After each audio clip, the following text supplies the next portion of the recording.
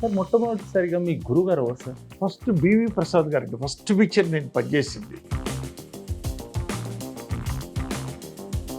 మొట్టమొదటిసారి మీరు షూటింగ్ ప్లేస్లో లొకేషన్లో ఇప్పుడున్నది వేరు, అప్పుడున్నది వేరు. మీరు చేసేటప్పుడు ఆ ఎక్స్పీరియన్స్ ఎలా ఉండేది సార్? అదే చెప్తాను, అత్యద్భుతమైన ఎక్స్పీరియన్స్ అండి. అసలు ఏంటో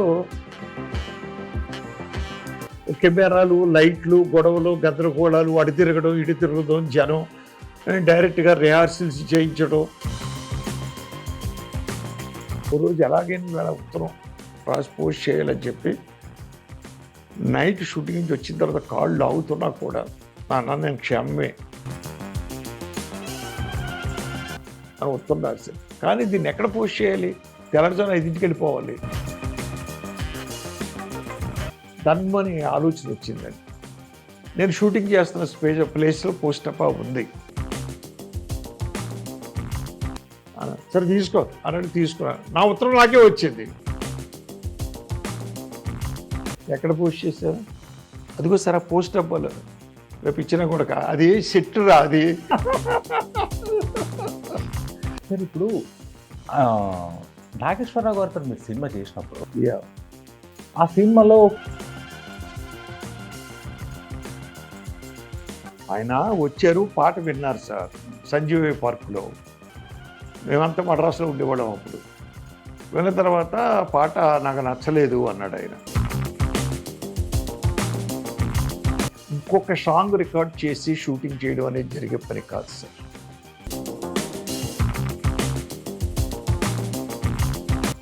శభాష్, డైరెక్టర్ అంటే ఎలా ఉండాలయ్యా, నువ్వు ఫ్యూచర్లో బాగా పైకి వస్తావు.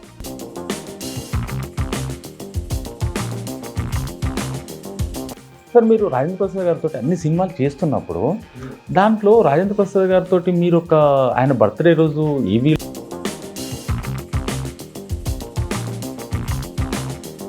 ఆ ఏవీలో పొరపాటు జరిగింది ఏంటంటే నాది కానీ వంశీ గారిది కానీ.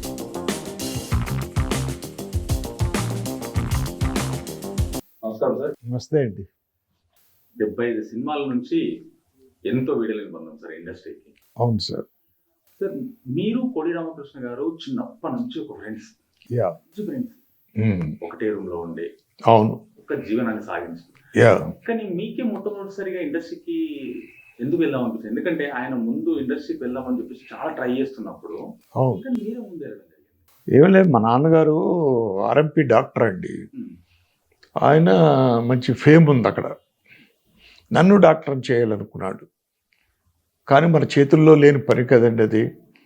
నాకు మెరిట్ మార్క్స్ రాలేదు. దాంతో ఏమైందంటే ఇంకా నేను డిసప్పాయింట్ అయ్యి చదువు డిస్కంటిన్యూ చేశాను.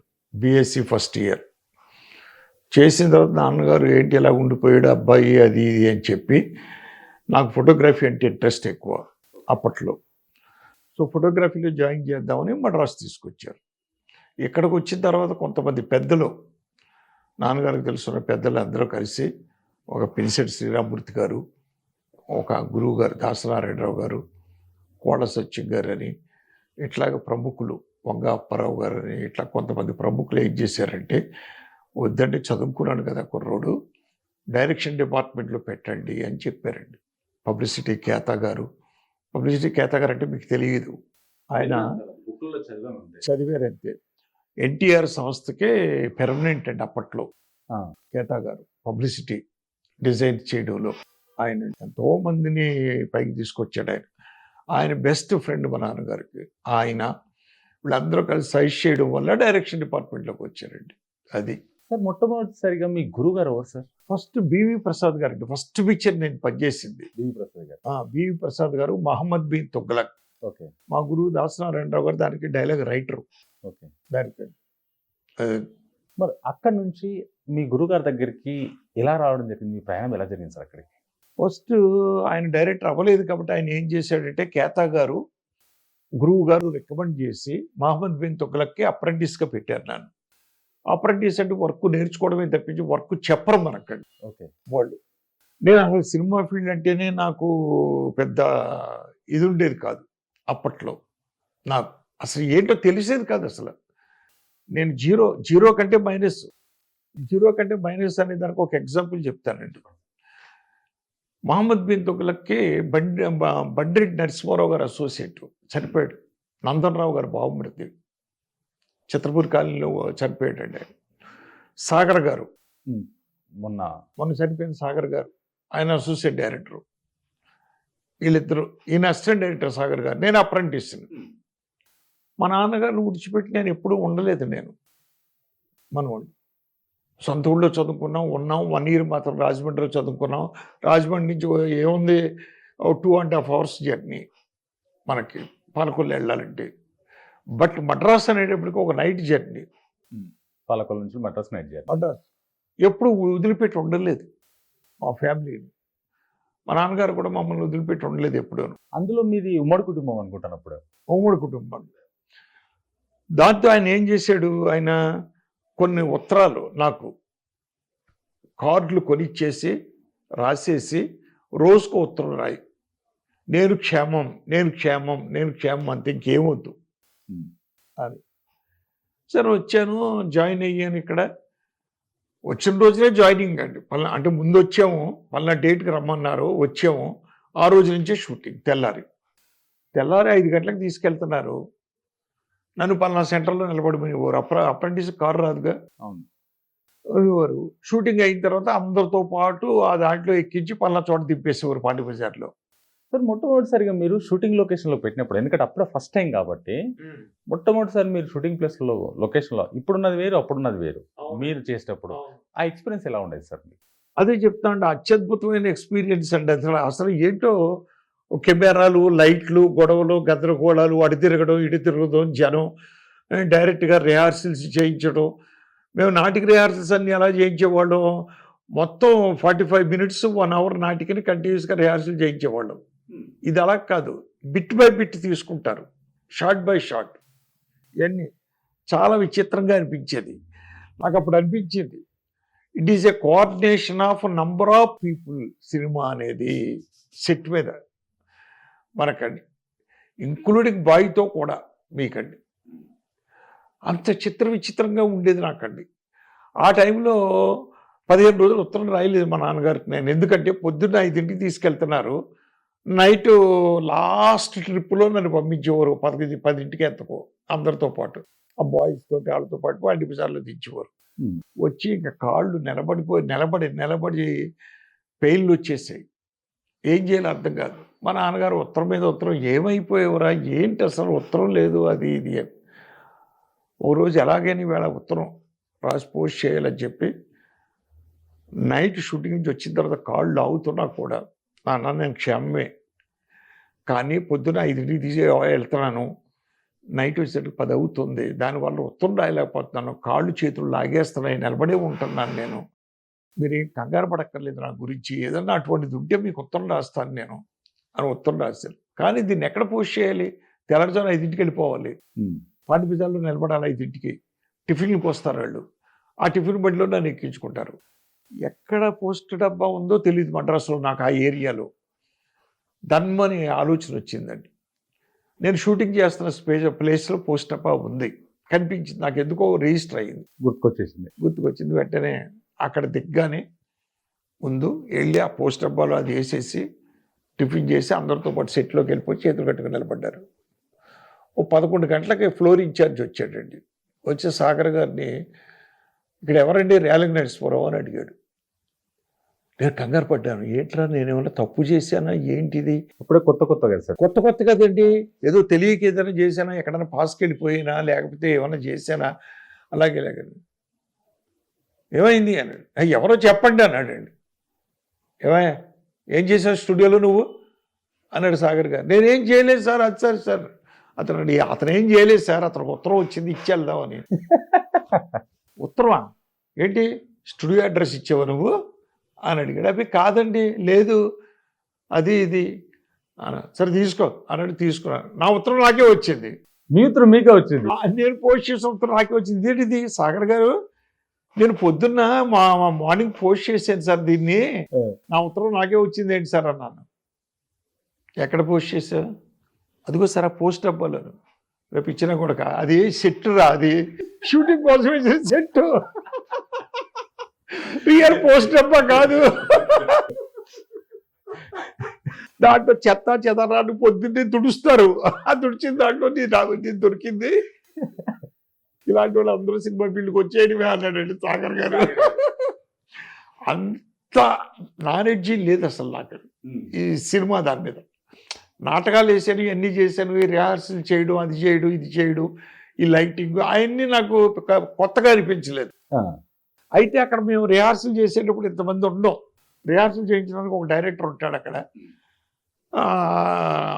పార్టిసిపేట్ చేసేవాళ్ళు ఉంటారు నాటకాల్లోనూ. బట్ ఇక్కడలా కాదు. Light outdoor unit people, costumers, makeup వాళ్ళు, బాయ్స్, టోటల్గా ఇంతమంది జనం, కెమెరా అసిస్టెంట్లు, డైరెక్షన్ డిపార్ట్మెంట్ అసిస్టెంట్లు, ఆర్టిస్టులు ఇవన్నీ నాకు అసలు ఒక ఏదో కింద అనిపించేదండి. ఫంక్షన్ జరుగుతున్న ఫీలింగ్ ఉండేదండి. అలాగా ఆ పిక్చర్ ఫినిష్ చేశానండి. ఫినిష్ అయిన తర్వాత ఇంకా మళ్ళీ మా గురువు గారు డైరెక్టర్ అవ్వలేదు ఇంకా, దాసనారాయణ గారు. ఏం చెయ్యాలి? పాండి బజార్లో పొద్దున్న సాయంత్రం వరకు అటు ఇటు తిరుగుతున్నాను. ఆ పాండి బజార్ వెనకాలే రూమ్ అన్నారు. తిరుగుతుంటే మహమ్మద్ బిన్ తొగ్గలకు పనిచేసిన కాస్ట్యూమ్ అసిస్టెంట్ గోపాలకృష్ణ గారు కనిపించాడు. ఏమంటే రేలంగి నరసింహరావు గారు ఏం చేస్తున్నారు అన్నాడు. సీనియర్ అసిస్టెంట్ కాస్ట్యూమ్లో. ఏమి లేదంటే ఖాళీగా ఉన్నాను. అయ్యో ఖాళీగా ఉన్నారా? ఇప్పుడేంటి పనేంటి మీకు? పని ఏం లేదు, ఖాళీగా ఉన్నాను కదా. రండి నాతో అయితే అని ఎంఎస్ రెడ్డి గారు ఆఫీస్కి తీసుకెళ్ళారు. అక్కడ అసోసియేట్ అంజిబాబు, ఊరికి ఉపకారం అనే సినిమా జరుగుతుంది. సుబ్రహ్మణ్యం గారు అని అక్కడ అసిస్టెంట్ డైరెక్టర్ మానేశాడు. Associate director, one of the associate director, senior assistant director. అక్కడ అసిస్టెంట్లు ఎవరు లేరు ప్రస్తుతం. అంజిబాబుతో చెప్పి ఇలాగా పాలకొల్లు అంటే డాక్టర్ గారు అబ్బాయి మా సినిమాకి పనిచేశాడు, సిన్సియర్ కుర్రోడు, కొంచెం రెడ్డి గారితో చెప్పేటండి అని. అప్పుడు ఎంఎస్ రెడ్డి గారితో చెప్పాడండి. చెప్తే రెడ్డి గారు నన్ను పిలిచారు. ఆ డీటెయిల్స్ అన్నీ అడిగాడు, చెప్పాను. మరి శాలరీ ఏముండదయ్యా, ఎందుకంటే నువ్వు ఫస్ట్ పిక్చరే చూస్తూ ఉన్నావు, పని ఏమి చేయలేవు కదా, చేసిన తప్పులు చేస్తావు, అంచేత నీకు శాలరీ ఉండదు, ఇష్టమైతే పని చేస్తాను సార్. అలాగే జాయిన్ అయ్యాను అక్కడ ఊరికి ఉపకార్యం. ఆ సినిమా జరుగుతూ ఉన్నప్పుడే గురువు గారిది తాత మనవడు స్టార్ట్ అవుతుందండి. తాత మనవడు మొట్టమొదటి సినిమా. వెళ్ళాను గురువుగారి దగ్గరికి. నేను వెళ్ళిన దగ్గర నుంచి సాయంత్రం పూట 6 to 9 ఆఫీస్ నుంచి వచ్చేయగానే అక్కడ గ్యాదర్ అయ్యేవాళ్ళం గురువుగారి ఇంట్లో, అభిమన్నా రోడ్లో ఆయన ఇంట్లో. ఒక 10-15 మంది సరదాగా ఈవినింగ్ 9-10 దాకా కాలక్షేపం చేసి వెళ్ళకెళ్ళిపోయేవాళ్ళం టోటల్గా. అక్కడ ఆయన ఏదన్నా డైలాగులు రాసినవి మాకు వినిపించేవారు గురువు గారు బయట సినిమాలకి. ఆయన సరే గురుగారు ఇలాగ వచ్చేస్తాను నేను అంటే, ఏ సినిమా చేస్తున్నావు ఇప్పుడు అన్నాడు. ఊరికి ఉపకార్యం చేస్తున్నావు కదా, ఇంకా అవ్వలేదు కదా, వద్దు, అది అయిన తర్వాత నువ్వు రా, నేను ఇంకా సినిమాలు చేస్తాను, ఈ సినిమా హిట్ అవుద్ది గ్యారంటీగా, సినిమాలు వస్తాయి, నేను చేస్తాను, ఏ పనైనా మధ్యలో వదిలిపెట్టి రావద్దు, అది గుర్తుపెట్టుకో ఎప్పుడును అన్నాడు. ఫస్ట్ క్లాస్ పీకింది అది నన్ను మొట్టమొదటిసారి. దాసనారాయణ గారు అలాగే సార్ అని ఇది అయిపోయిన తర్వాత రెండో సినిమా సంసారం సాగరానికి వెళ్ళానండి. సంసారం సాగరం ప్రతాపాటి సాగర్ గారిది అది సార్. సార్ ఇప్పుడు మీరు తీసిన 75 సినిమాలలో కొంతమంది హీరోలతోటి పరిమితం అయిపోయారు మీరు. అవును, ఎక్కువ సినిమాలు వచ్చేటప్పటికి మీరు బాబు అది సంగతి, బాబు అది విషయం రాజేంద్ర ప్రసాద్ గారితో, చంద్రమోహన్ గారితో. రాజేంద్ర ప్రసాద్ గారితో ఎన్ని సినిమాలు సార్ మొత్తం? 12 సినిమాలు. చంద్రమోహన్ గారితో 21 ఫిలిమ్స్. ఒక్కొక్క సినిమా. సుమన్ గారితో 2. సుమన్ గారిని కూడా మీరే మొట్టమొదటిసారిగా ఇంట్రడ్యూస్. నేనంటే మేము ఒక ఫైట్ చేసే ఒక యంగ్ బాయ్ కావాలి కుర్రోడు అని భరద్వాజ గారు నెదుగుతున్నారు. ఆయన సినిమాకి నన్ను డైరెక్టర్గా పెట్టుకున్నారు. ఇద్దరికి వెళ్ళాడు సినిమా. భానుచంద్ర ప్రపోజ్ చేశాడు. ఒక సుమన్ అని ఒక ఆయన ఉన్నాడు, ఆయన అక్కడ పనిచేస్తున్నాం మేము ఇద్దరు కలిసి, బాలు మహేంద్ర సినిమా. అతనికి కరాటే ఫైట్స్ గీట్స్ కూడా వచ్చు బ్రహ్మాండంగాను, అతనైతే బాగుంటుందండి అన్నాడు. సరే అయితే నాకు డైరెక్టర్ గారికి చూపించని భరద్వాజ గారు నన్ను తీసుకుని ఆయన కరాటే క్లాస్ ఏదో చేస్తూ ఉంటే అక్కడ తీసుకెళ్ళాడు, చూపించాడు, మన సూటబుల్ అయ్యింది. సో ఆ విధంగా బుక్ చేశారు. అవును సార్. ఇప్పుడు ఆ సినిమా మీరు ఆల్రెడీ స్టార్ట్ చేసిన తర్వాత తమ్మారెడ్డి భరద్వాజ్ గారు ప్రొడ్యూసర్ అయినప్పుడు ఆ సినిమాకు చాలా ఫైనాన్షియల్ ఇబ్బందులు కూడా వచ్చినాయని చెప్పేసి కొన్ని ఇబ్బందులు వచ్చినాయి. అయినా కూడా భరద్వాజ్ గారు దాన్ని అధిగమించారండి. అప్పులు తీసుకురావడం కానీ రకరకాల రకరకాల చాలా ఇబ్బందులు పడ్డాడండి ఆయన. చాలా ఇబ్బందులు పడ్డాడు. షూటింగ్ దగ్గరే లేడు ఆయన. మాకు డబ్బులు పంపించే ఏర్పాట్లలోనే ఉన్నాడండి ఆయన. ఆయన సినిమాలు ఉన్నాయి, కోతల రాయుడు ఇట్లాంటి సినిమాలు ఆయనకి యాస్టీస్. ఆ డబ్బులు మీద మాకు మళ్ళీ ఆ సినిమాలు ఎక్కడో 2 రోజులు ఆడించి ఆ సీడెడ్లో భాస్కర్ చిత్ర అని ఉందండి, వాళ్ళు బాగా ఫ్రెండ్స్. ఆ ప్రింట్లన్నీ అక్కడ ఆడించి ఆయన డబ్బులు మాకు పంపించేవాడు. ఆయన చాలా ఇబ్బందులు పడ్డాడు ఆయన భరద్వాజ్ గారు ఆ సినిమాకి ఫైనాన్షియల్లీ. తమ్మారెడ్డి భరద్వాజ్ గారితో ఎన్ని సినిమాలు సార్ మొత్తం? ఒకే ఒక సినిమా నేను చేసి, ఒకటే సినిమా, అదొకటే సినిమా నేను చేసింది. ఇద్దరు కిలాడి. మంచి హిట్ అయింది. మళ్ళీ హిట్ అయింది. హిట్ అయింది సార్. బాగుంది. మరి హిట్ అయిన తర్వాత మళ్ళీ కంటిన్యూగా ఎందుకు చేయలేకపోయాడు. హిట్ అవ్వడం అంటే అండి అది ఫైనాన్షియల్ ప్రాబ్లమ్స్లో రిలీజ్ అయిందండి పాపం. చాలా ఆయన తర్వాత ఆయన డైరెక్టర్ అయిపోయాడుగా. ఆయన డైరెక్టర్ అయిపోయిన తర్వాత చిరంజీవి గారితో అటు వెళ్ళడం జరిగిపోయింది. చిరంజీవి గారితో కాదండి, ఆయన డైరెక్టర్ అయింది వేరే వాళ్ళు కదండి హీరోలు. చిరంజీవి గారితో ముందు తీసాడండి ఆయన. తీసిన తర్వాతే నా ఇద్దరు కిలాడీలు తీశాడు ఆయన. సార్ నాగేశ్వరరావు గారితో, కృష్ణరాజు గారితో మీరు ఆల్రెడీ చేశారు. యా.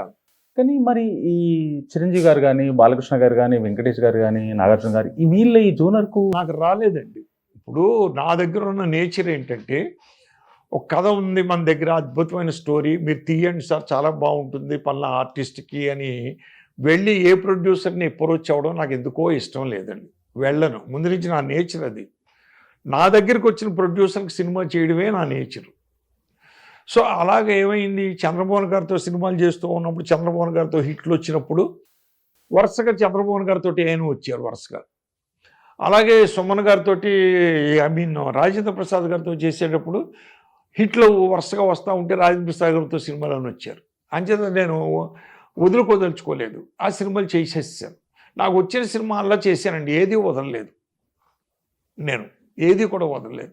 ఎన్ని రోజుల్లో ఒక సినిమా కంప్లీట్ చేసేవాళ్ళు సార్ మీరు? అప్పట్లో 30 లోపు అండి, 25 నుంచి 30 డేస్. 30 డేస్లో ఒక సినిమా కంప్లీట్ చేసేవాళ్ళు. అందుకే ఇంత ఫాస్ట్గా 75 సినిమాలు చేయగలిగారు. అవునండి సార్. మీరు రాజేంద్ర ప్రసాద్ గారితో అన్ని సినిమాలు చేస్తున్నప్పుడు దాంట్లో రాజేంద్ర ప్రసాద్ గారితో మీరు ఒక ఆయన బర్త్డే రోజు ఈవీలో మీది రాలేదని చెప్పేసి మీరు కూడా ఒకసారి అలగడం జరిగింది. ఇక్కడ మన రవీంద్ర భారతిలో ఆ మధ్యన అండి అది పొరపాటున ఏదో ఎయిటింగ్లో వాళ్ళు పొరపాటు చేశారట. ఈయనేమో ఎక్కడో టూర్లో ఉన్నాడు, ఎవరు రాజేంద్ర ప్రసాద్ గారు ఫారిన్ కంట్రీ టూర్లో. ఆయన బర్త్డేకి ఆయన డైరెక్టర్స్ అందరినీ సన్మానించాలని పెట్టుకున్నాడు ఆయన. ఆయన డైరెక్ట్ చేసినటువంటి డైరెక్టర్లు నన్ను కూడా సజెషన్ అడిగాడు. ఆ లిస్ట్ కూడా నన్ను కూడా ప్రిపేర్ చేయమన్నాడు. నేను కూడా యాక్టివ్గా ప్రిపేర్ చేశాను. ఆ ఏబీలో ఏం చేశాడంటే, ఏబీ ఎవరికో అప్ చెప్పారు ఇక్కడ. ఆ ఏబీలో పొరపాటు జరిగింది ఏంటంటే, నాది కానీ వంశీ గారిది కానీ రాలేకపోయింది. ఎందుకంటే ఆయన సినిమా రంగంలో మీరు పాత్రని ఎక్కువ ఉంటుంది ఆయన దాంట్లో మొత్తంలో. అది ఉంది. తర్వాత కొద్దిగా ఆయన పేరు వచ్చి మంచి సినిమాలు వంశీ గారి కూడా ఉన్నాయి. ఈయన ఫారిన్ కంట్రీ నుంచి రావడం, వెంటనే మళ్ళీ ఫంక్షన్ పెట్టేయడం. ఈయన చూడలేదు అది, ఏది ఆ ట్రైలర్ ఏమీ చూడలేదు అసలు. ఏమీ చూడలేదు. నాతో పాటే ఆయన అక్కడ చూశాడు. నాకు కోపం వచ్చిందండి. అది జరిగిన ఇన్సిడెంట్. ఎందుకంటే మీ ఇద్దరిది భార్యాభర్తలు లాంటి అనుబంధం, ఎప్పుడు కొట్టుకోవడం తిట్టుకోవడం కాబట్టి. కలహాల కాపురం అండి మాది, మా ఇద్దరిది. అది జరిగిందండి పాపం. తర్వాత ఆయన క్లారిటీ ఇచ్చాడు నాకు, ఇది పంపించాడు ఆయన, ఏవి పంపించి పాపం చాలా ఫీల్ అయ్యాడు ఆయన కూడా. ప్రసాద్ గారు చాలా ఫీల్ అయ్యాడు. రాజేంద్ర ప్రసాద్ గారు మీతోటి చేసినప్పుడు ఆయనకు డే బై డే ఒక్కొక్క మెట్టు ఎదుగుతూ పైకి ఎదుగుతున్న స్టేజ్ ఆయన. అవును, వెళ్ళిపోయాడు, ఒక రీచ్కి వెళ్ళిపోయాడు. మీరు ఎప్పుడనే సందర్భంలో ఈ సినిమా ఈయనకు ఆల్రెడీ ఇంత రెమ్యునేషన్ వీళ్ళు ఇచ్చుకోలేరు, తక్కువ రెమ్యునేషన్లో వేరే వాళ్ళని మాట్లాడతా అని ఎప్పుడన్నా ఆపితే లేదు అలా ఎందుకు ఇస్తావు, నేను ఉన్నాను కదండి, ఏ సందర్భంలో ఆయన మీతో గొడవపడడం జరిగిందా? 100% జరిగిందండి ఒక సినిమాకి. అమ్మో బొమ్మ. అమ్మో బొమ్మ అనే సినిమా మరాఠీ సినిమా అండి. మా గురువు గారు నా డైరెక్షన్లో తీయాలని పప్పెట్ మీద వస్తుంది నా పేరు, పప్పెట్ లేలా ఏదో, అది నా డైరెక్షన్లో తీయాలని నన్నే బాంబే పంపించి రైట్స్ తెప్పించాడు ఆయన, మా గురువు దాసానంద గారు. నరసింహారావు చేస్తే బాగుంటుందని, మరాఠీలో సూపర్ హిట్ సినిమా. ఓకే. గురువు గారు కొన్ని కారణాల వల్ల, పరిస్థితుల వల్ల చేయలేకపోయాడు ఆయన, బిజీ పీరియడ్ వల్ల, వాటి వల్ల, ఆయన డైరెక్షన్ వీటి వల్ల. ఈ లోపల మా బంధువులు ఒకళ్ళు ఆ సినిమా తీయాలనుకున్నారు, సినిమా ఫీల్డ్కి వచ్చారు, సినిమా ఒకటి తీయాలనుకున్నారు, ఈ సినిమా కాదు సినిమా తీయాలనుకున్నారు. అప్పుడు నేను చెప్పాను, గురువుగారు సినిమా కొన్నారు, ఆ రైట్స్ మనకి ఇస్తే మనం చేద్దామని చెప్పి వెళ్ళి, నేను ఈ సినిమా బడ్జెట్లో కంప్లీట్ చేయాలనుకున్నాను, మా బంధువుల సినిమా కాబట్టి. నేను దానికి రాజేంద్ర ప్రసాద్ గారిని నేను పెట్టుకోదలుచుకోలేదు, ఎందుకంటే ఆయన రెమ్యునరేషన్ ఎక్కువ. అప్పట్లో ఆయన 15 lakhs తీసుకుంటున్నాడు. 15 లక్షలు. 15 లక్షలు సినిమా బడ్జెట్ ఎంత సార్ అప్పుడు? అది ఏదండి, ఇప్పుడు ఆ తీయబోయే సినిమా మీరు అనుకున్న బడ్జెట్ అనుకున్న సినిమా 5 lakhs అనుకున్నాం. 5 lakhs అనుకున్నా. హీరోకి టోటల్ సినిమా బడ్జెట్ ఎంత ఉందో అప్పుడు గుర్తులేదండి, మొత్తమే బడ్జెట్లోనే తీశాను సినిమా అని. వేరే హీరోతో మెంటల్గా ప్రిపేర్ అయిపోయి, ఇది రాజేంద్ర ప్రసాద్ గారికి డిక్లేర్ చేసి మనం వెళదాం వేరే వాళ్ళ దగ్గరికి, ఇది తప్పుగా ఉంటుంది. ఇప్పుడు వేరే వాళ్ళని ఎవరైనా కాంటాక్ట్ చేసామనుకోండి, వెళ్ళి చేసిన తర్వాత అక్కడి నుంచి న్యూస్ ఏంటి, రేలంగి నరసింహారావు గారు వాళ్ళ బంధువుల సినిమాకి పలానా హీరోని అడుగుతున్నారట అని న్యూస్ తెలిసి బాధపడతాడు. ఆయన రీజన్ తెలియక నేనే స్వయంగా ప్రసాద్ గారికి ఫోన్ చేసి, సార్ ప్రసాద్ గారు ఇలాగ అమ్మో బొమ్మ గురువుగారు తీస్తున్నప్పుడు హీరోగా ఈయనే ఫిక్స్ చేశాడు ఆయన. ఇలాగా గురువుగారి దగ్గర రైట్స్ మేము తీసుకున్నాం సార్, మా బంధువుల సినిమాకి అమ్మో బొమ్మ మేము తీస్తున్నాం, కానీ మీరు హీరో కాదు అన్నాను. ఎందుకు కాదు అన్నాడు ఆయన. అంటే గురువు గారు తీయాలనుకున్నంత బడ్జెట్ కాదు ఇది, మా బంధువుల సినిమా లో బడ్జెట్లో తీస్తున్నాను, మీకు తక్కువ రెమ్యూనరేషన్ ఇచ్చి మిమ్మల్ని డిగ్రేడ్ చేయడం నాకు ఇష్టం లేదు, అందుకు నేను మిమ్మల్ని టచ్ చేయదలుచుకోలేదు. అయినా ఒకసారి మీతో చెప్పేసి నేను వేరే హీరోకి వెళదామని అను. సరే సార్, మీ బడ్జెట్ ఎంతో నేనేం అడగను, నేను ఊరికే చేస్తానంతే మీ సినిమా, ఫ్రీగా చేసేస్తా అన్నట్టు. ఫ్రీగా చేయించుకోండి సార్ మేము అని. సరే మీరు అనుకున్న బడ్జెట్ నాకు ఇవ్వండి అంతే, నేను చేస్తాను, క్వశ్చనే లేదు, మీ సినిమా నేను వదిలిపెట్టాను అండి. సార్ మాది 5 lakhs అండి బడ్జెట్.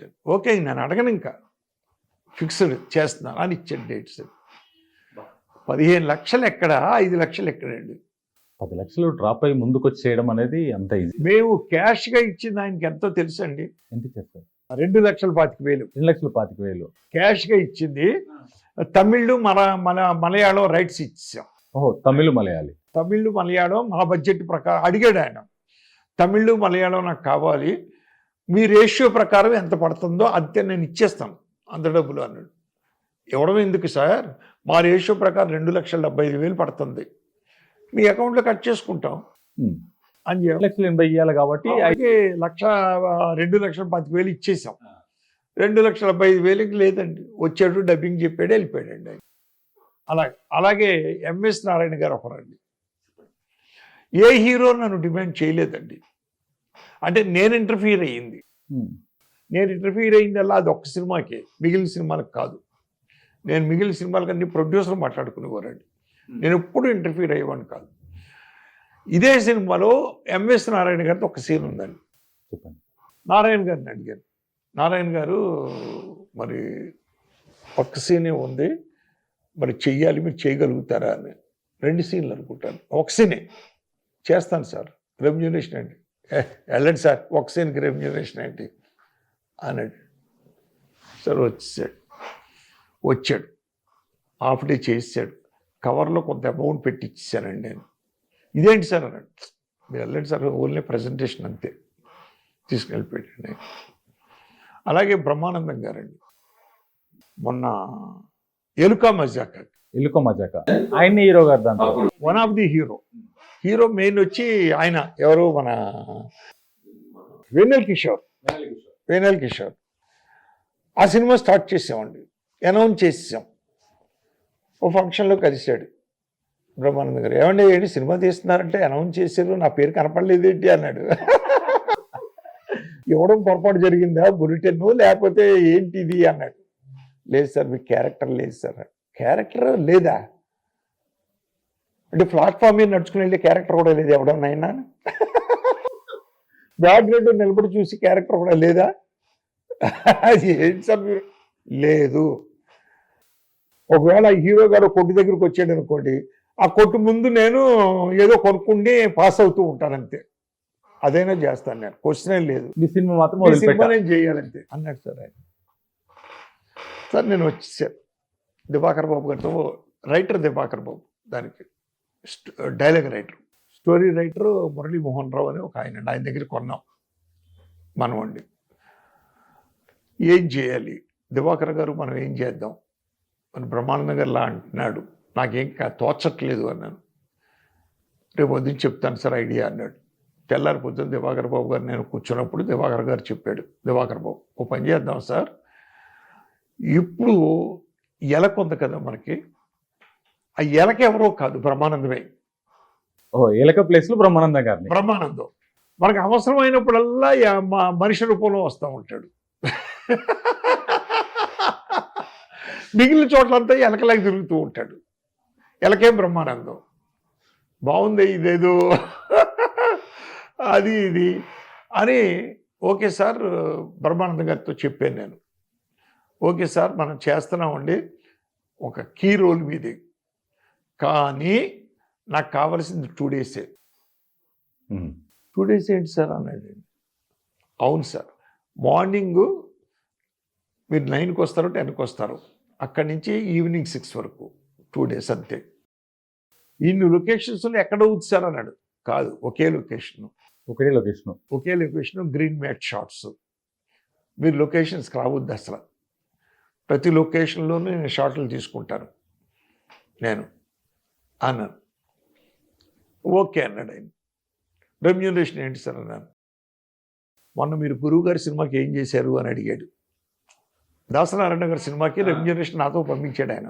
ఆయన సినిమాకి ఎవరో గురువు గారు ఏదో సమ్ ఫూల్స్ ఏదో సినిమా గుర్తులేదు, దానికి గురువు గారు రెమ్యూనరేషన్ మాట్లాడలేదు, కవర్లో పెట్టి పంపించాడు. మీకు తెలియదు అంత ఇచ్చాడు కదా, అలాగే మీరు కూడా కవర్లో పెట్టి నాకు ఇచ్చేయండి అంతే. అప్పటికి బ్రహ్మానందం గారు మంచి లీడ్ లో ఉన్నారు సార్. మంచి లీడ్ రోజుకు 3 లక్షలు తీసుకుంటున్నాడు. 3 లక్షలు. అప్పుడు నేను చెప్పాను, ఏమంటే అది భావ్యం కాదు, ఓ పని చేద్దాం, మీరు రోజుకు 3 లక్షలు తీసుకుంటారు, 2 రోజులు 6 లక్షలు కదా, నా దగ్గర అట్లీస్ట్ 1 లక్ష తీసుకోండి రోజుకి, మీ ఇష్టం, మీకు వదిలేస్తాను అన్నాడు. 1 లక్ష తీసుకెళ్ళి అడ్వాన్స్ ఇచ్చారు, మిగిలిన 1 లక్ష కవర్లో పెట్టి ఇచ్చారండి. షూటింగ్ అయిపోయిన తర్వాత మొత్తం గ్రీన్ మ్యాట్లు తీసాను సార్. మొత్తం గ్రీన్ మ్యాట్ తీసి ఆ లొకేషన్స్ తీసేటప్పుడల్లా కూడా గ్రాఫిక్స్ అతను దగ్గర పెట్టుకుని నేను ముందే, ఇదిగో ఇక్కడ బ్రహ్మానంద గారు వస్తాడు సార్, ఇలా మూవ్ అవుతాడు సార్, ఇలా చేస్తాడు సార్, వీళ్ళతో ఇలా మాట్లాడతాడు సార్ అని చెప్పారు.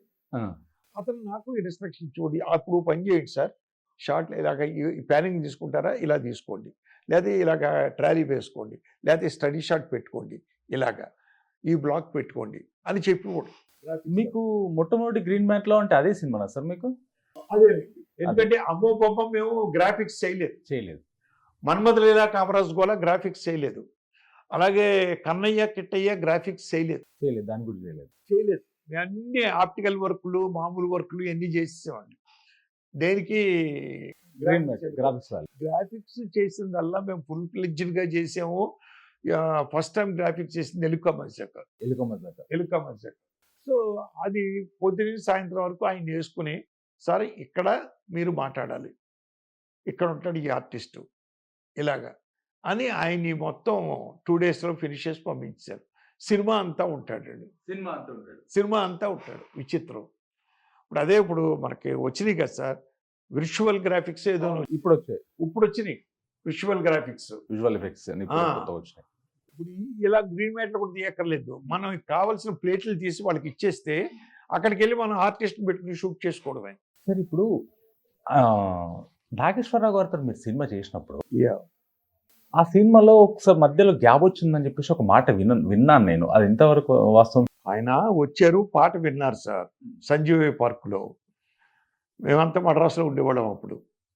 విన్న తర్వాత పాట నాకు నచ్చలేదు అన్నాడు ఆయన. ఓకే. మన ప్రొడ్యూసర్ గారు ఎక్కడా అన్నాను. బివిఎల్ ప్రసాద్ గారు మద్రాసు వెళ్ళారు సార్ అన్నాం. అన్న తర్వాత నాకు నచ్చలేదు నరసింహారావు గారి సాంగు అని చెప్పి బివిఎల్ ప్రసాద్ గారు వచ్చిన తర్వాత ఇంకో సాంగ్ రికార్డ్ చేసి మనం అప్పుడు షూటింగ్ పెట్టుకుందాం మళ్ళీని అన్నాడు. అప్పటికే లొకేషన్లో శారద గారు, వాణి విశ్వనాథ్, రాజేంద్ర ప్రసాద్ గారు వెయిటింగు, డ్యాన్స్ మాస్టర్, మీ అందరం యూనిట్ అందరం వెయిటింగ్. సంజీవ్ పార్క్ డైరెక్ట్గా వచ్చి పాట విన్నాడు ఆయన. ఓకే సార్, మీకు పాట నచ్చలేదు, ఓకే థ్యాంక్ యూ. నచ్చకపోయినప్పుడు ఆర్టిస్ట్ చేయలేడు సార్, చేయలేరు ఆర్టిస్ట్ ఎవరు కూడా. థ్యాంక్స్, దానికి ప్యాకప్ చేసేద్దాం. కానీ ఇంకొక సాంగ్ రికార్డ్ చేసి షూటింగ్ చేయడం అనేది జరిగే పని కాదు సార్ అన్నాను. ఏం మాట్లాడుతున్నావు అన్నాడు ఆయన. ఎందుకు కాదు అన్నాడు. సార్ ఇదిగో రాజేంద్ర ప్రసాద్ గారికి 2 పాటలు ఉన్నాయి సార్ ఈ సినిమాలను. ఆయన కూడా రేపు పొద్దున్న రికార్డ్ చేసి నాకు నచ్చలేదు ఈ పాటలు 2 అని మళ్ళీ రికార్డ్ చేయమంటే, మళ్ళీ రికార్డ్ చేసి షూటింగ్ చేస్తే ఎంత బడ్జెట్ సార్, ప్రొడ్యూసర్కి బడ్జెట్ ఎంత అవుతుంది, ప్లస్ డైరెక్టర్కి వాల్యూ ఏముంది సార్ ఇంకా. ఇలాగా అన్నాను. నీ గురువులాగే నువ్వు మొండోడు అయ్యా నాగేశ్వరరావు గారు ఆ మాట అన్నారండి. మొండోడు అయ్యా అన్నారు. ఏం మాట్లాడలేదు, సైలెంట్గా కూర్చున్నాడు అనేసి. మేము ఎవ్వరూ ఏం మాట్లాడలేకుండా ఉండిపోయాం సార్. 1/2 గంట అలాగే ఉండిపోయాం, 1/2 గంట. అది చేస్తాడో లేదో తెలియదు మాకండి. ఇంకా క్లారిఫికేషన్ ఇవ్వలేదు అప్పటికి? ఏమి ఇవ్వలేదు ఇంకా. ఆయన అలా సైలెంట్గా ఉండిపోయాడు. ఆయన ఆ డ్రిజిలింగ్ వస్తుందని నిలబడ్డాం గొడుగులు వేసుకుని. ఆయన కారులో దిక్కుండా ఇక సంభాషణ జరిగింది. చూసి డ్రిజిలింగ్ తగ్గింది. తారా సెటప్ పెట్టుకెళ్ళి అన్నారు. సాంగ్ షూటింగ్ ఆ 2 రోజులు నాతో మాట్లాడలేదండి ఆయన. సాంగ్ అయిపోయేంత వరకు? సాంగ్ అయిపోయే వరకు నాతో మాట్లాడలేదు సార్. నేను నమస్కారం సార్, గుడ్ మార్నింగ్ సార్ అని అనేసి వెళ్ళిపోయేవారు ఆయన. సాంగ్ అయిపోయింది, వెళ్ళొస్తానని అందరికీ చెప్పేశారు, నాకు చెప్పలేదండి. వెళ్ళిపోయారు. కారు దగ్గరికి వచ్చారు. కొంతసేపు తర్వాత మేకప్ రాము గారు వచ్చారు నా దగ్గరికి. వచ్చి సార్ పిలుస్తున్నారు మిమ్మల్ని అని. నేను వెళ్ళాను. ఆయన కారు ఎక్కడానికి నిలబడి ఉన్నాడు ఆయన సంజీవ్ పార్క్లో. మేకప్ ఇంటి దగ్గర కదా తీసేది, ఎందుకంటే పార్కులో ఏం తీస్తారు ఆయన. శబాష్, డైరెక్టర్ అంటే ఎలా ఉండాలయ్యా, నువ్వు ఫ్యూచర్లో బాగా పైకి వస్తావు. ఎందుకంటే నేను చెప్పిందే మీరు చేయడం ఏంటి, డైరెక్టర్కి ఒక కన్వెక్షన్ ఉండాలి, ఓ సిస్టమ్ ఉండాలి. అతను అనుకుంది తీయగలగాలి, ప్రొడ్యూసరు ఆయన అనుకుంది. మేము అందరం తలకొకలో మాట చెప్తా ఉంటే తీస్తే గాడిద అవుద్దయ్యా అది. మిమ్మల్ని టెస్ట్ చేయడానికి అది చెప్పారండి ఆయన. అది గొప్ప మాట కదండి మరి ఆయన. సో అట్లాంటి పెద్దల ఆశీస్సులు మనకు, ధైర్యాలు భుజం మీద తట్టి ఎన్ని చేసినప్పుడు మనకి ఎంత ధైర్యం వస్తుంది సార్. చాలా డెఫినెట్గా అదే జరిగింది. అక్కడనే మీ పైన అలగడం అంతే, ఒక 2 రోజులు సాంగ్ గురించి అంతే అండి. ఇంకొకసారి ఒక చిన్న బ్రేక్ వచ్చింది. చెప్పండి సార్. ఇది 1/2 గంటే బ్రేక్, అది బ్రేక్. ఇక్కడ షూటింగ్ జరుగుతూ ఉంది, మేము మద్రాసు నుంచి వచ్చాం. ఆ నైట్ ఫోన్ వచ్చింది నాకు. మా మిస్సెస్ ఫోన్ చేసింది, ల్యాండ్ నెంబర్స్ అప్పుడు. మా పెద్ద బావమ్మరు చనిపోయాడండి, మా మిస్సెస్ అన్నయ్య. మాది అత్తూరు బెంగళూరు. ఏమండి ఇలాగా అన్నయ్య చనిపోయారు, అది ఇది. నాకు ఒక్కసారి షాక్ అయిపోయాను. ఏం చెయ్యాలి? ఇక్కడ కాంబినేషన్ నాగేశ్వరరావు గారు, సత్యనారాయణ గారు, నిర్మలమ్మ, శారద, అందరు పెద్దవాళ్ళు అందరూనండి. ఏం చేయాలి? సరే నేను రావడం కుదరదు, ఇంత పెద్ద కాంబినేషను. సో మీ అమ్మ ఆడితో చెప్పు, మీ అన్నయ్య మిగిలిన 2 అన్నయ్యతోటి ఆడతోటిని మీరు బయలుదేరి వెళ్ళండి కారు తీసుకుని అన్నాను. సరే వాళ్ళు కారు తీసుకుని వెళ్ళిపోయారు బెంగళూరు. నేను పొద్దున్నే మన ప్రొడ్యూసర్ బివిఎస్ఎల్ అని ప్రసాద్ గారికి చెప్పానండి. ప్రసాద్ గారు ఇలా జరిగింది, అది ఇది, బట్ కాంబినేషన్ మంది, ఎలా వెళ్తాను సార్ నేను, మా పెద్ద బావమరిది మా మామయ్య గారు కూడా లేరు, చనిపోయారు ఇప్పుడు, పెద్ద బావమరిది అన్నాను. అయ్యయ్యో అన్నాడు. పాప ఆయన ఏం చేయగలుగుతాడండి పాప ఆయన, ఎందుకంటే కాంబినేషన్ హెవీ కాంబినేషన్. మళ్ళీ వాళ్ళ ఈ Call sheet డేట్ disturb దొరకాలంటే అయితే ఎప్పుడో మళ్ళీ- తెలియదండి. మళ్ళీ 6 months పట్టే అవకాశం ఉంటుంది. షూటింగ్కి వెళ్ళిపోయాను. ఈ చెక్ పోస్ట్ దగ్గర నిర్మలమ్మ గారి ఇల్లు ఉంది కదండి, ఐడియా ఉందా మీకు? తెలుసు, ఐడియా ఉంది సార్ నాకు. ఆ ఇంట్లో షూటింగ్, ఆ ఇంట్లో షూటింగ్ చేస్తున్నాం. 2 షాట్లు అయినాయి. 3వ షాట్ చెప్పాను, లాంగ్ షాట్ కెమెరామెన్కి చెప్తే, సార్ కొంచెం టైం పడుతుంది, 20 నిమిషాలు టైం పడుతుంది అన్నాడు. నేను తీస్తున్నాను కానీ సినిమా నాకు దుఃఖం ఆగట్లేదండి, తణుకు వచ్చేస్తుంది, అయినా కంట్రోల్ చేసుకుంటూ చేస్తున్నారు అప్సెట్ మూడ్లో. 15 నిమిషాలు అన్నాడు. ఎక్కడ కూర్చుంటాను, ఏడుపు వచ్చేస్తుంది.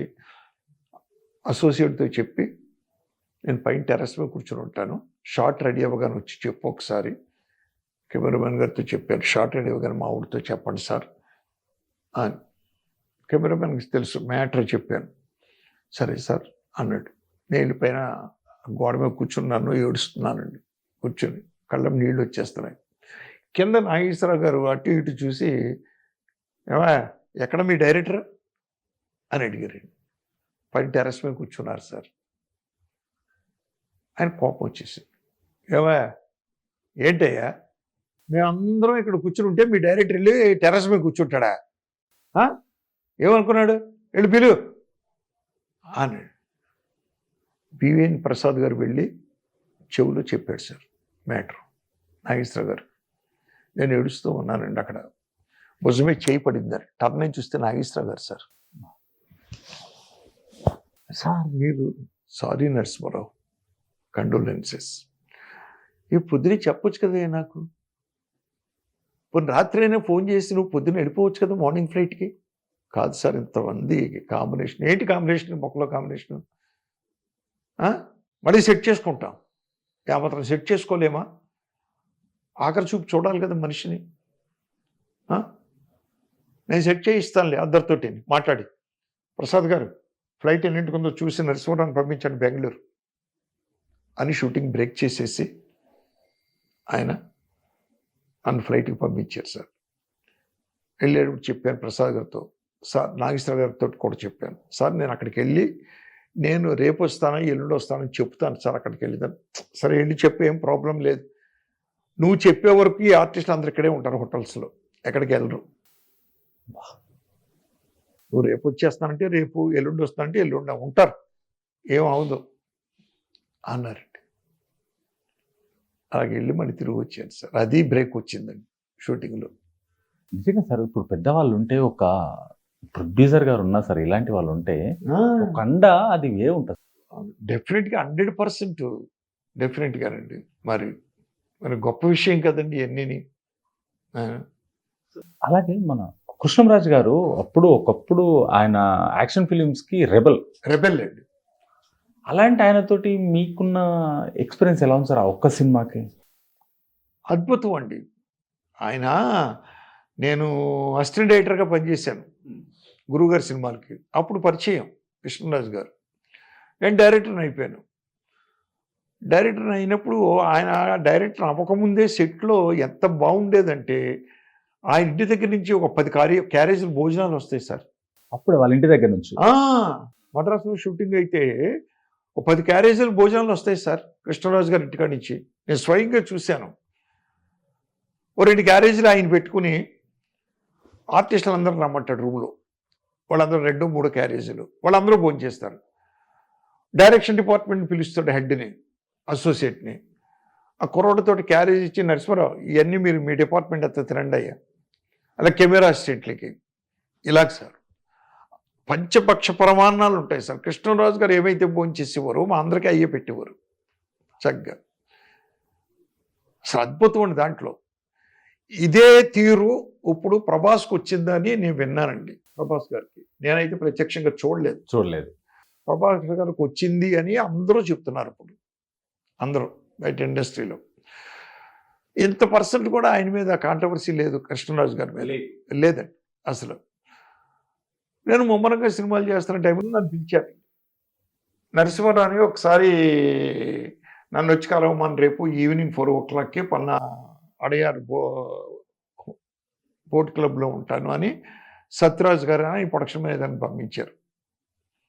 నేను ఈవినింగ్ 4 o'clock అక్కడికి వెళ్ళానండి. దాని నరసింహరావు కూర్చో, ఏం చేస్తున్నావు ఇప్పుడు అన్నాడు.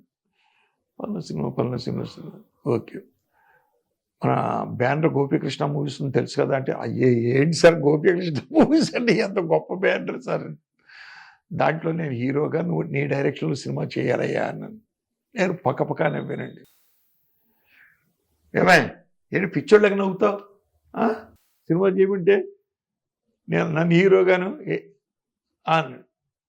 అలా కాదు సార్, మీరు కామెడీ చేస్తారా అన్నాను. అంటే ఏ కామెడీకి పనికిరానా, మీరు కామెడీకి పనికిరాని కాదు సార్, మీ మీద ముద్ర రెబల్ స్టార్ లాగా ఉంది ఆడియన్స్లో, అది కామెడీ రిసీవ్ చేసుకుంటారా లేదా అని చెప్పేసి నేను అనుకుంటాను సార్, అది ఇది సరే అయితే నా స్టైల్లో చేద్దాం, సినిమా ఆడదు సార్. ఇదేంటే మళ్ళీ అదో ఫిట్టింగ్ నువ్వును ఎందుకు ఆడతాయా, రేలంకృష్ణరావు యాక్షన్ సినిమా అంటే ఎవడు చూస్తాడు సార్. అప్పుడు కామెడీకి పెట్టింది పువ్వులాగా ఉంది మీద, అప్పుడు పెట్టింది పేరు లేకుంది ఏమయ్యా, ఇక్కడ రేలంకృష్ణరావు పెద్దోడా కృష్ణరాజు పెద్దోడా అన్నాడు. అన్నాడు ఎంతైనా కృష్ణరాజు గారు 100 రెట్లు పెద్దోడు సార్, ఆయన ముందు నేనెంత అన్నాను కదా. కృష్ణరాజు సినిమా అంటారు కానీ రేలంకృష్ణరావు సినిమా అనరయ్యా, చేస్తున్నాం అంతే మనం. ఆ సినిమా చేసినంతకాలం ఎంత చక్కగా మమ్మల్ని ట్రీట్ చేసాడంటే ఆయన, కృష్ణరాజు గారు కానీ ప్రభాస్ గారు నాన్నగారు సూర్యనారాయణ రాజు గారు కానీ అద్భుతం అండి.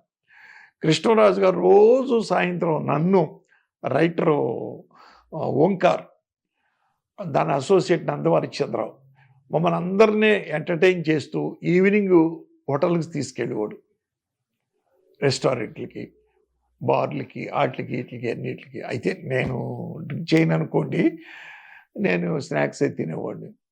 అలా అద్భుతంగా ఎంటర్టైన్ చేసేవాడు అండి ఆయన. అది సార్ సినిమా మొత్తం ఒకటే జోనర్లో, కామెడీ మాత్రం కామన్, కూర్చున్న వాళ్ళు కడుపు పగిలిపోయేలాగా నవ్వాల్సిందే మీ సినిమాలో. కానీ ఒకటే ఫ్యామిలీ జోనర్ కిందనే. అది చెప్పాను కానీ నేను మీకు, డిమాండ్ అండ్ సప్లై. నా దగ్గరికి వచ్చే ప్రొడ్యూసర్లు అందరూ అలాంటి ఫ్యామిలీ డ్రామా కామెడీ తీయమనే వస్తున్నారు. వేరే సినిమా తీయమని వస్తే తీస్తాను, నేను తీశాను, ఎందుకు తీయలేదండి. తెల్ల గులాబీలు మరి ఇప్పుడు తీయవలసిన సబ్జెక్ట్ లవ్ సబ్జెక్ట్ అండి, అది తెల్ల గులాబీలు ఇప్పుడు ట్రెండ్, అది అప్పుడే తీసేసాం మేమండి. అలాగే మానస వీణ అత్యద్భుతమైన సినిమా అండి, రేవతి మెయిన్ క్యారెక్టర్. రేవతి గారిని మీరే ఇంట్రడ్యూస్ చేశారు అనుకుంటాను అదే మొట్టమొదటి. మా సినిమా ద్వారా పరిచయం అయిందండి, మా సినిమా ద్వారా. అదే మానస వీణ ద్వారా తెలుగుకి అంతకుముందు తమిళ్లో భారతీరాజా తోటి, భారతీరాజా గారు డైరెక్ట్ చేశారు మన్ వాసనై అని, మట్టి వాసన అని. అది మంచి హిట్ అయిందండి. సో ఆ విధంగా ఆ అమ్మాయిని మా ప్రొడ్యూసర్ గారు అరంగణాల్ గారు, రామ్ అరంగణాల్, ఆయన తీసుకొచ్చారు, నాకు చూపించారు, టెస్ట్ చేసాం, స్క్రీన్ టెస్ట్ బ్రహ్మాండంగా ఉంది, ఆ పిక్చర్లో పెట్టుకున్నాం. అద్భుతంగా చేసింది కూడా ఆ సినిమాను మానస వీణ. మరి శిక్ష అంటే సుహాసిని గారు, చంద్రమోహను, శరత్ బాబు, యాంటీ సెంటిమెంట్ అది చేశాను. అలాగే జీవన జ్యోతి అని మన జయసుధ గారితో, ప్రతాప్ రాజు అని ప్రొడ్యూసర్, అది చేశాను. ఆ జోనల్ కూడా చేశాను, కానీ ఈ జోనల్ మీద ఎక్కువ పేరు పడిపోయింది నాకు. సార్ శిక్ష సినిమాలో మీరు ఒక సీను పబ్లిక్ అందరు నెగిటివ్ అవుతారని చెప్పేసి ఒక భయపడ్డ సీను, ఎందుకంటే ఇటు చంద్రమోహన్ గారు పూజ చేస్తుంటే అక్కడ రేప్ సీన్, అది కాంబినేషన్ మీ జోనర్లో ఎప్పుడు అలాంటిది లేదు, ఫస్ట్ టైం అదేనండి. ఇటు ఆయన పూజ చేస్తుంటాడు, అక్కడ సీన్ జరుగుతుంటది, కాంబినేషన్ లో మాంటే షాట్స్ పడుతుంటాయి.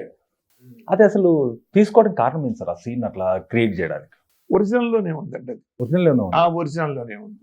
ఇలాంటి సీన్స్ మా గురుగారు ఎక్కువ తీస్తాడు. స్వర్గం నరకం మీరు చూడండి, స్వర్గం నరకం సినిమాలో మీకు ఒక సీన్ ఉంది, ఇక్కడ మదర్ చనిపోతుందండి, మోహన్ బాబు మదరు, హరే రామ హరే కృష్ణ అని భజన పెట్టారండి. ఇదే మోహన్ బాబు కొడుకు క్యారెక్టరు బార్లో ఒక అమ్మాయితోటి హరే రామ హరే కృష్ణ అని వెస్ట్రన్ సాంగ్ అటు ఇటు ఇటు ఇటు ఇంటర్కట్ అవుతూ ఉంటుందండి. అవును. ఇలాంటి గురువు గారికి బాగా ఇష్టం ఎక్కువ అండి. ఇలాంటి సీన్స్ షార్ట్స్ అద్భుతం అసలు. అంచేత ఈ అది ఒరిజినల్లోనే తీశారండి, అది మనం తీసాం ఇక్కడ. అంటే మన తెలుగు ప్రజలకి, ఎందుకంటే అప్పుడు ఈ కామెడీ జోనర్లో మీరు ఫ్యామిలీసే మీ సినిమాలు ఎక్కువ చూసేవాళ్ళు. ఇలాంటి సీన్ చూస్తే నెగిటివ్ ఇంపాక్ట్ పడుతుందని చెప్పేసి ఏ రోజు మీరు ఆలోచించలేదా? లేదండి, ఆ సినిమా నేను చేయను అని కూడా చెప్పారు సారథి వాళ్ళతోటి.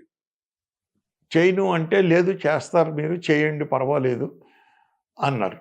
అది సూపర్ హిట్ సినిమా అండి అది. అది కానీ సిరై అని. సరే, కానీ తెలుగులో శిక్ష సినిమా ఆడలేకపోయింది. ఆడలేదండి. ఈ ఒక్క సీన్ వల్లనే సినిమా డ్రాబ్యాక్ అయిందని చెప్పేసి. ఈ ఒక్క సీనే కాదండి, క్లైమాక్స్లో సుహాస్ని తాళి తీసి చంద్రమోహన్ గారి మీద కొడుతుంది ముఖం మీద. అవును.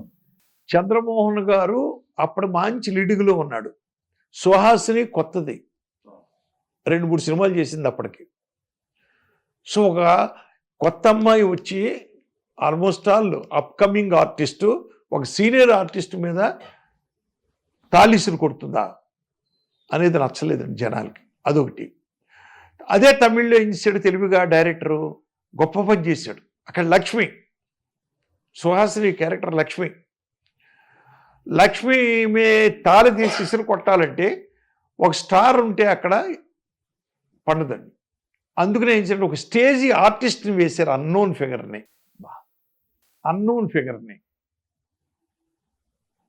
అది క్లాప్స్ కొట్టేశారు జనం అక్కడ. ఎక్కడికి వచ్చేటప్పుడు ఏంటిది చంద్రమోహన్ గారి మీద తాళీసులు కొట్టడం నువ్వు అని రివర్స్ అయిపోయిందండి. జనాలు రిసీవ్ చేసుకోలేకపోయారు. కానీ ఇలా ఉంటాయి సార్, మీది చంద్రమోహన్ గారిది విడలేని బంధం. అవునండి. అన్ని సినిమాలు కలిసి పనిచేశారు. ఆయన డౌన్ టు ఎర్త్ ఎవ్రీథింగ్ మీరు చూశారు. కానీ ఆయన రీసెంట్గా కాలం చేయడం జరిగింది. మీకు ఒక కుడిభుజం జారిపోయిన ఫీలింగ్ ఏమన్నా వచ్చింది? 100%. ఆ 3 days అసలు నేను నాలో లేనండి. ఎందుకంటే నా కామెడీ ముద్ర పడిందే ఆయన వల్ల, చంద్రమోహన్ గారి వల్ల. ఎందుకంటే బిగినింగ్ వరుసగా నేను ఆయనతోటే కదా చేశానండి. తర్వాత జర్నీ నాకు రాజేంద్ర ప్రసాద్ గారితో జర్నీ పొడిగ్గా వెళ్ళింది టోటల్గా. సో చనిపోయారు అనేటప్పటికే అసలు నేను పూజ చేస్తున్నానండి. ఆ రోజు నాకు ఫోను, ఇలాగ చంద్రమోహన్ గారు కాలం చేశారు, ఇంక పూజ చేయలేకపోయాను. వెంటనే మా మిస్సెస్ని పిలిచి పూజ చేయమని చెప్పి అలా సోఫాలో కూలబడిపోయాను సార్. కూలబడిపోయాను, ఏం చేయాలో అర్థం కాలేదు. ఇంక వెళ్ళి అక్కడే ఉండిపోయాను నా రోజంతానండి. అలాగే క్రిమేషన్ రోజు అంతా అక్కడే ఉండిపోయాను. మధ్యలో 2వ రోజు ఇంకా అక్కడికి వెళ్ళబుద్ధి అయ్యలేదు, ఇంట్లోనే కూర్చుని ఉండిపోయాను. నేను 100% కొడుకు జారిపోయినట్టే మనకండి. అంటే వీళ్ళు ఇప్పుడు సినిమాలు చేస్తున్నారా లేదు కదా, మీకు ఏంటి కుడిభుజం జారిపోయిందని మీరు అడగొచ్చు. అది కాదండి, బంధం ప్లస్ ఒక లెజెండ్. అలాగ మనకు తెలుసున్న లెజెండ్,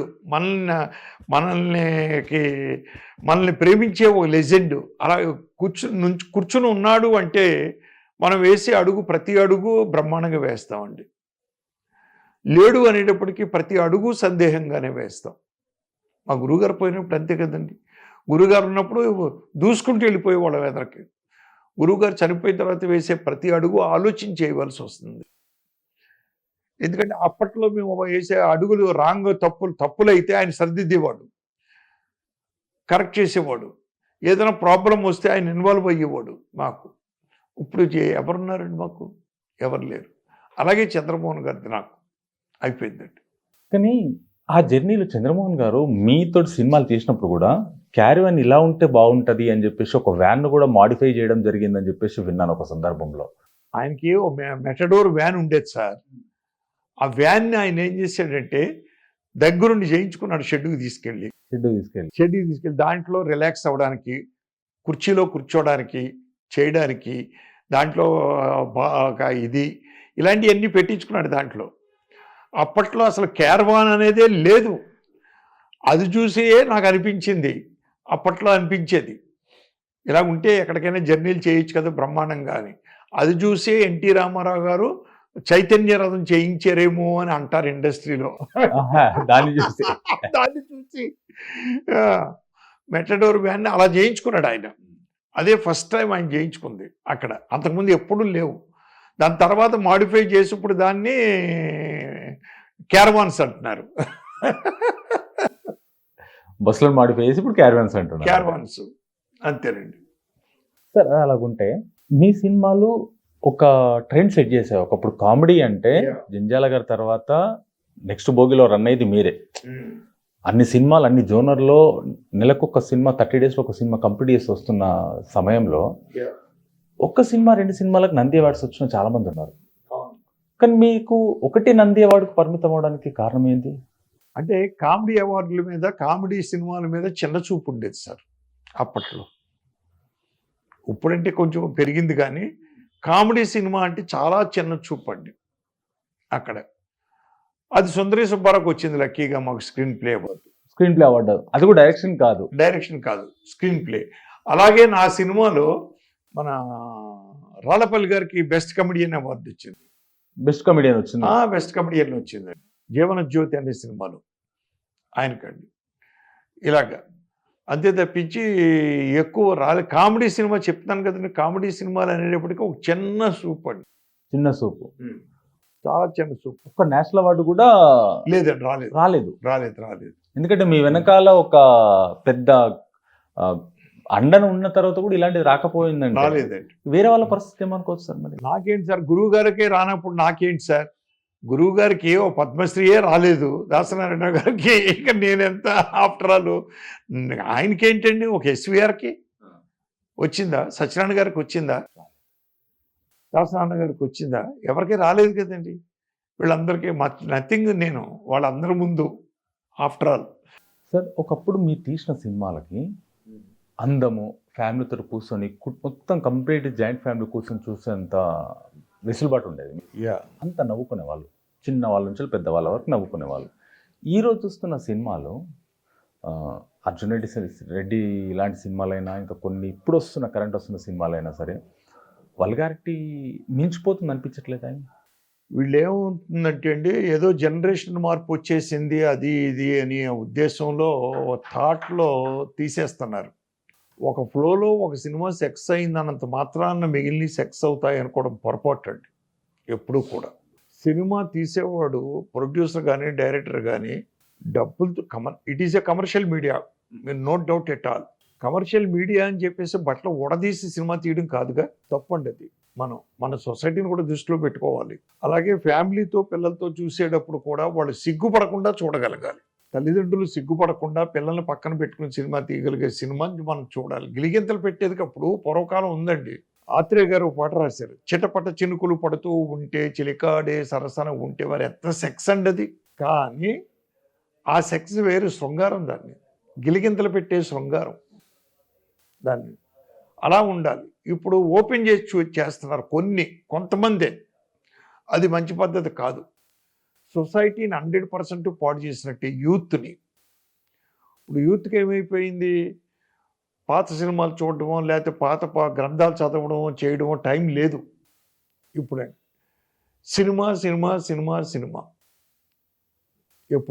ఇప్పుడు అటువంటి సినిమాల్లో మనం కొంత విషయం మనం చెప్పగలిగితే, ఒక సినిమాతో కాకపోయినా రెండో సినిమాకైనా మూడో సినిమాకైనా చూడగా చిన్న మార్పులు రావడానికి అవకాశం ఉంటుందండి.